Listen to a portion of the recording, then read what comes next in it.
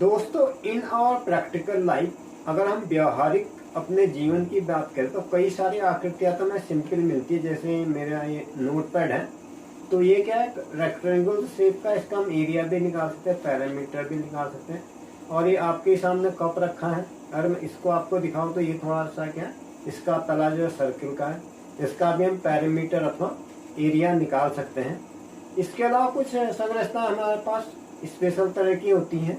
जैसे मैं आपको इस तरीके से समझाता हूँ, ये सिंपल हो गया। अगर इसको मोड़ दे तो एक ट्रायंगल बन जाता है। ये मैंने सिंपल ट्रायंगल बना लिया आपके सामने।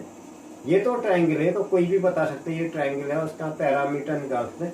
लेकिन क्या होता है, कई बार क्या होता है, तो हमें कुछ विशेष संरचनाएं होती है, अगर इसको हल्का गोलाई पे मोड़ देता हूँ इस तरह से, तो ये ट्रायंगल नहीं कहलाएगा, ये थोड़ा सा कर्व में आ जाता है। तो अगर हम इसका ट्रायंगल का पैरामीटर निकालना चाहें तब तो बड़ा आसान है भैया। हमने इसकी लंबाई निकाल ली, इसकी लंबाई निकाल ली, और ये अगर सीधा है तब तो हम इसकी लंबाई निकाल सकते हैं। लेकिन क्या है, मैंने क्या कर दिया, इसको हल्का सा इसमें कर्व ले आया हूँ। कर्व ले आया हूँ तो ये जो है एक ट्रायंगल नहीं बन रहा है, जैसे जमीन से चिपका हुआ नहीं है, तो एक ट्रायंगल नहीं कह सकते इसको। ये विशेष तरह की आकृति बन जाती है। तो इसका अगर आपको पैरामीटर निकालना है तो इसके लिए क्या करेंगे दोस्तों, एक तो आप इस लंबाई को ले लेंगे और एक आप इस लंबाई को ले लेंगे। और कर्व क्या है, ये गोलाई पे कर्व है दिखाई दे रहा। तो लेंथ ऑफ आर्क, जिसको हम हिंदी में चाप कहा जाता है, हमें ये चाप की लंबाई निकालनी है। चाप की लंबाई के लिए सूत्र होता है theta upon 360 into 2πr, theta बट्टा 360 गुणा 2πr। तो इस तरह से हमें तीनों चीज आ जाती है।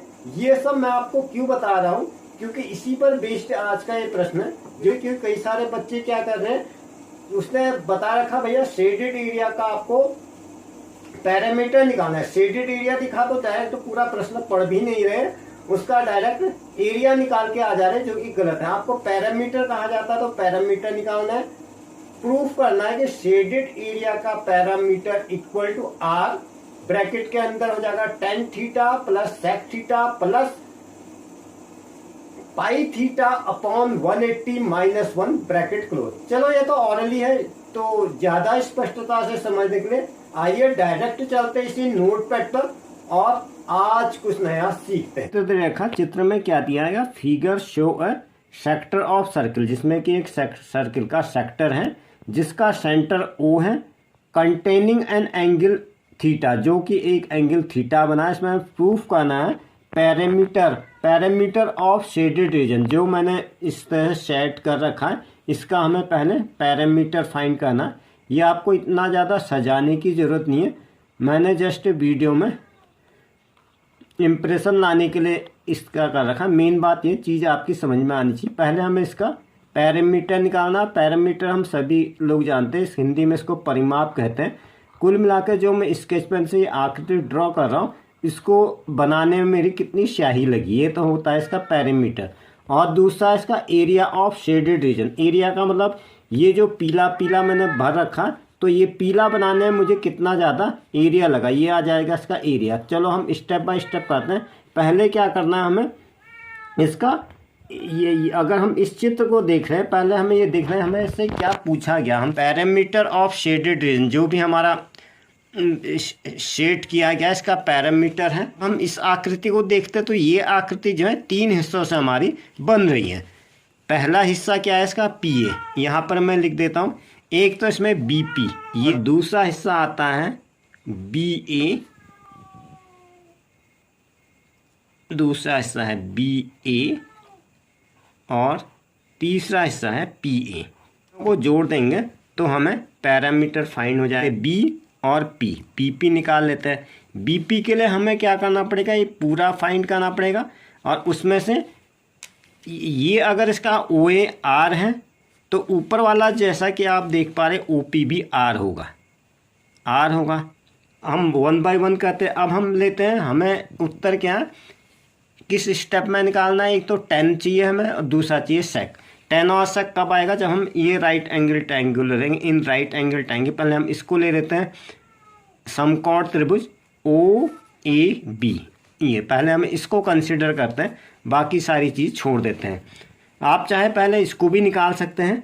थीटा बराबर यहाँ पे टेन थीटा हम बराबर आ जाता है मेरा परपेंडिकुलर बाय बेस। इसका परपेंडिकुलर क्या है, A B, A upon base क्या है, ओ ए। ओ बराबर ओ ए टेन थीटा। क्या दे रखा मैं, ओ ए जो है इसका रेडियस दे रखा टेन थीटा। ये हमारा पहला आंसर है। ऐसे आपके 3 आंसर आएंगे। एक तो मैंने निकाल लिया ए बी का, ए बी ये चीज़, यानी ये लंबाई मैंने निकाली है, आपके सामने निकाली है। अब दूसरा क्या है, पी ए है। पी ए मैं यहीं पर उतार देता हूँ। अब दूसरा जवाब क्या आएगा, दूसरे जवाब मुझे पी ए निकालना है। पी ए हम देख रहे तो क्या है, आर्क है, लेंथ ऑफ आर्क होता है theta upon 360 into 2 pi R. 2 ने इसको काट दिया 360 को, और ये आ गया 180। हमारा जो है सेकंड वाला आंसर आ गया। अब हमें तीसरा निकालना है। तीसरा क्या, तीसरे की जरूरत पड़ गई मुश्किल, पी बी, यहाँ से लेकर यहाँ तक की लंबाई। इस पूरे में से वो मैंने आपके सामने ऐसे ड्रॉ कर दिया है, यानी ये पी बी के लिए मुझे ओ बी में से ओ बी में से जब मैं ये लंबाई घटा दूंगा, ओ बी में से यहाँ से यहाँ तक की लंबाई घटा दूंगा। आर दिया है तो ये चीज़ भी आर हो जाएगा, अर्थात जो भी मुझे मेरे पास ओ बी आएगा, ओ बी में से आर घटा दूंगा। अब ओ बी मुझे किस टर्म में निकालना है, मैं यहाँ पर अपना प्रश्न देख लेता हूँ। 10 मैंने ले लिया है। अब मुझे सेक के टर्म में लेना है। सेक के टर्म में लेने के लिए मैं इस राइट एंगल ट्राइंगल में आता हूँ। In triangle O A B theta बराबर ओ बी अपॉन ओ ए। इसलिए ओ बी बराबर ओ ए सेक थीटा। ओ बी निकल गया, इसलिए पी बी बराबर ओ ए सेक थीटा। ओ ए क्या है, आर, यहाँ पे लिख देता हूँ आर सेक थीटा हो गया ओ बी। इसमें से मैं क्या कर दूँगा, आर को मुझे घटाना पड़ेगा। अब ये आ गया मेरा तीसरा आंसर। पेरीमीटर निकालना है, तो ये जो मेरे तीनों आंसर हैं इनको मैं 1 बाई 1 ऐड कर लेता हूँ। Of shaded region sec theta, फिर आ जाएगा माइनस का आर, ये जो मेरा आ रखा है। अब मैं से तीसरा क्या, शेडेड एरिया वाला निकाला था मैंने, ये अर्थात आ जाए theta upon 180 pi R. R को हमने फिर कॉमन ले लेते हैं। आर को हमने कॉमन ले लिया, ये हो गया 10 theta plus sec theta -1 plus theta upon 180। R को कॉमन ले लिया तो यहाँ पे बचेगा पाई। ये हो गया। अब ये थोड़ा आगे पीछे हमारा आंसर आ गया है। ये एक स्टेप और ले लेते हैं, इसी के टर्म में आ जाएगा। मैंने दोनों चीज़ आमने सामने लिए, आर, तो ये जो हमारा, ये जो हमें प्रूफ करना था ये हमें दिया हुआ था, और ये इसके इक्विवेलेंट आ गया, यही हमें प्रूफ करना था, हेंस प्रूव्ड। दूसरे पार्ट में हमें इस पूरे का एरिया निकालना है। ट्रायंगल, ये पूरे ट्रायंगल का ले लेंगे, उसमें से जो है हमारा सेक्टर वाला जो भी है वो घटा देंगे, तो हमारा इस आ जाएगा। ये तो हुआ लॉजिक। अब इसको हमें 10 के टर्म में लाना है, तो राइट एंगल ट्रायंगल में 10 वाला फॉर्मूला लगा देते हैं। आइए इसको फटाफट करते हैं। Right angle triangle, area of triangle O A B हो जाएगा equal to half A B into O A. Angle का एरिया बराबर, ये क्या है, आर आ गया, ओ ए आ गया आर। अब हमें क्या करना है, ये 10 के फॉर्म में निकालना है।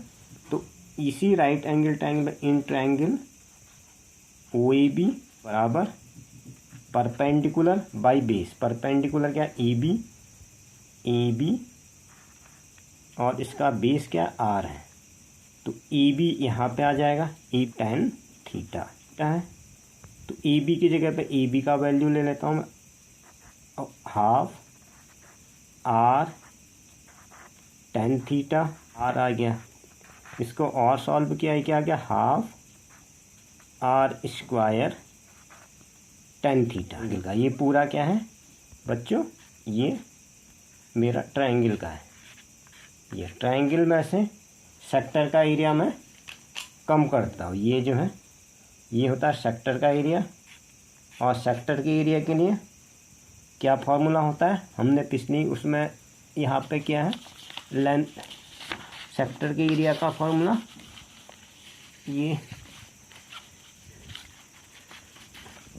एरिया ऑफ सेक्टर होता है पाई आर स्क्वायर थीटा अपॉन 360। ये फार्मूला होता है, आपकी बुक में दिया है, आप अपने एनसीईआरटी अथवा मैथ की बुक में देख सकते हैं।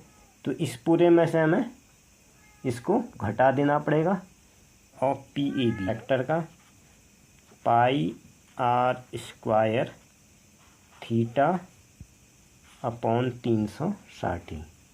तो ये एरिया निकाल लेते हैं। अब हम इसको कॉमन तो कुछ नहीं ध्यान दिया सकते, हाफ को ले लेते, हाफ को कॉमन ले लिया, यहाँ पे आ जाएगा R pi R square theta, और एक 360 बाहर आ गया, तो ये क्या 180 180। और यही जो हमें प्रश्न में प्रूफ करना है, यही हमें प्रूफ करने को दिया गया था, और ये हमने प्रूफ कर दिया है।